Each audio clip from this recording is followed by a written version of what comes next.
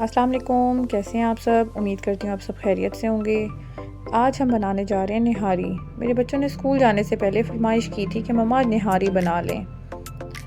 निहारी के लिए तो वैसे स्पेशली जो गोश्त यूज़ होता है वो होता है बोंग का गोश्त और साथ में उसकी हड्डी नली की जो होती है, लेकिन मेरे पास वो अवेलेबल नहीं थी। लेकिन बच्चों को तो राज़ी करना था, तो सोचा जो घर में अवेलेबल है उसी से बना लूँ। तो मैंने इसमें लिया है एक छोटा कप ऑयल भर के। जो निहारी होती है उसमें ऑयल की क्वांटिटी ज़्यादा जाती है। और एक प्याज आपने ले लेनी है बड़े साइज़ की, उसको आपने गोल्डन ब्राउन होने तक पकाना है।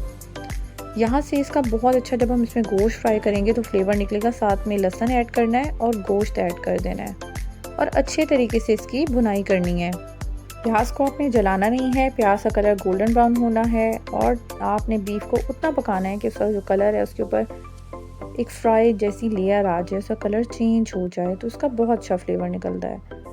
उसके बाद आपने इसमें नमक, मिर्च और हल्दी जो है वो ऐड करनी है और उसको अच्छे तरीके से पका लेना है।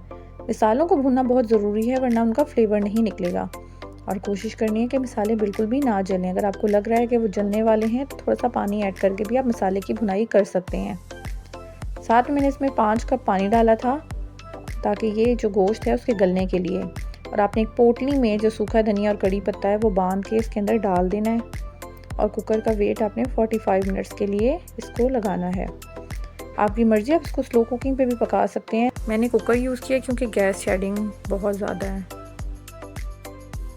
जब गोश्त अच्छे तरीके से गल जाएगा तो पोटली आप रिमूव कर देंगे। ज़ीरा, सौंफ और सौंफ का पाउडर जो आपने बना के रखा है वो उसमें आपने ऐड कर देना है। यहाँ पर आपने इसका नमक टेस्ट कर लेना है। अगर नमक आपको कम लग रहा है तो इस पॉइंट पे आप इसको टेस्ट कर सकते हैं। उसके बाद आपने इसके ऊपर जितनी तरी आई है वो रिमूव कर लेनी है, क्योंकि बाद में जब हम आटा ऐड करेंगे तो सारी तरी ख़त्म हो जाएगी। आटा अच्छे तरीके से चम्मच चलाते हुए ऐड करना है, नहीं तो नीचे लम्प्स बनना स्टार्ट हो जाएंगे। और गोश्त जो है वो हमने पहले निकाल लेना है। अगर गोश्त बहुत गला हुआ है, नहीं तो गोश्त टूटना स्टार्ट हो जाएगा। गरम मसाला ऐड करना है। गरम मसाले को हमने पानी में मिक्स करके ऐड करना है, नहीं तो लम्प्स बन जाएंगे और उसको पकने के लिए रख देना है। क्योंकि आटा हमने कच्चा यूज़ किया है तो उसको पकाना ज़रूरी है। ये है वो तरी जो हमने लास्ट में ऊपर से सर्व करनी है। इसको पका लेना है। उसके बाद हमने इसमें इतना पानी शामिल करना है जितनी हमें इसकी कंसिस्टेंसी रखनी है। जिस तरह का टेक्सचर आप पसंद करते हैं उतना पानी आप ऐड कर लें और उसको 5 मिनट्स के लिए पका लें। तो ये आपकी निहारी रेडी है। अब आपके ऊपर डिपेंड करता है कि आप तरी अभी शामिल करना चाहते हैं कि लास्ट में बिल्कुल एंड में सर्विंग के टाइम ऐड करना चाहते हैं।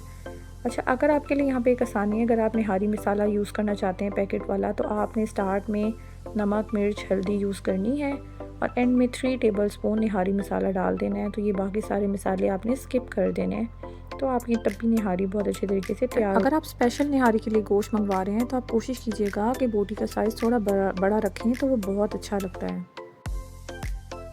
उम्मीद करती हूँ आपको ये रेसिपी पसंद आई होगी। ट्राई ज़रूर कीजिएगा, फीडबैक दीजिएगा, दुआओं में याद रखिएगा। अल्लाह हाफिज़।